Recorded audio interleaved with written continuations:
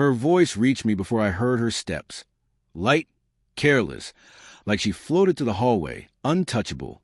"I'll only be gone 3 days," she said, dragging her suitcase behind her. "Try not to burn the house down." I didn't respond, not out of anger, but because something inside me had already quieted. She had left the zipper slightly open, and her clothes spilled out in a soft, chaotic wave. Silk blouses, perfume bottles, charger cables. Nestled among them, half hidden beneath a scarf, I saw it. Birth control pills. Small, ordinary, yet louder than any scream. My fingers froze midair. My chest tightened. I had a vasectomy 6 months ago, voluntarily, deliberately, for us. Why would she need these? For a moment, the house seemed to tilt, the silence swelling around me like a dark pool. She returned to the room, humming softly. I straightened, expression blank calm. She didn't notice the discovery, but I noticed everything. The hurried packing, the new lingerie, the extra perfume, the sudden conference.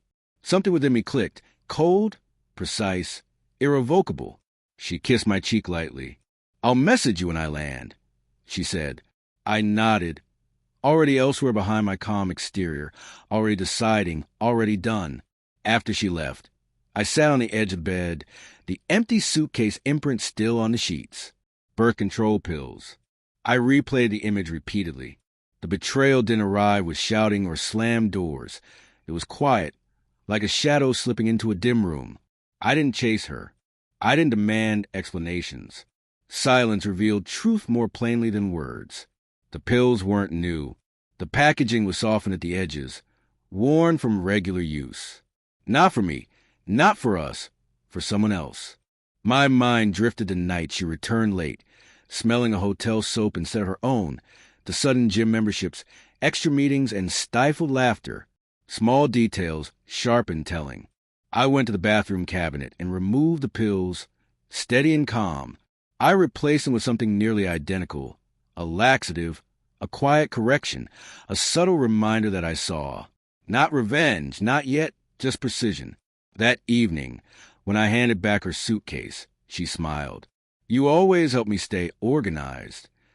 "I try," I said, cold satisfaction curling inside. She thought she was untouchable, but even the calmest person has limits, and mine had been quietly breached. I didn't sleep, not in agony, but in clarity. Her laptop, once guarded like treasure, lay open. Passwords saved, messages exposed, photos she thought deleted, hotel bookings under her maiden name, emails with suggestive subject lines. I cataloged it all. Betrayal, once recognized, is no longer shocking. It is data, information, filed and ready. Her conference was a lie. A weekend getaway with someone else, younger, ambitious, believing secrecy was power. I didn't confront her. Quiet men terrify differently than loud ones. I printed everything neat and time-stamped and placed it in a plain envelope. Truth stripped bare. The next morning, she sent a selfie. "Miss you already." Her smile was strained, guilty. By noon, a text. "Conference starting late. Feeling sick. Might be something I ate." I let it linger, then replied, "Rest up." The storm I carried was deliberate, measured, internal. She returned 2 days early. Not out of love, but humiliation. I heard her before I saw her. The defeated shuffle of someone confronted by truths they hadn't faced. "Can we talk?" she asked, voice fragile. I handed her the envelope. She hesitated, then opened it. Page after page, timestamp after timestamp, photo after photo. Her breath hitched. "You how? When?" I said nothing. She kept reading, face hollowing, shoulders sagging. "Please say something," she whispered. I said only, "Why birth control?" Her knees buckled. She had no words. I let her sit in silence until her guilt filled the room like smoke. "I can explain," she finally whispered. "No," I said. "You can't." She reached for my hand. I pulled away. That broke her more than yelling ever could. She sobbed, collapsing inward, messy and raw. I had no rage, only decisions.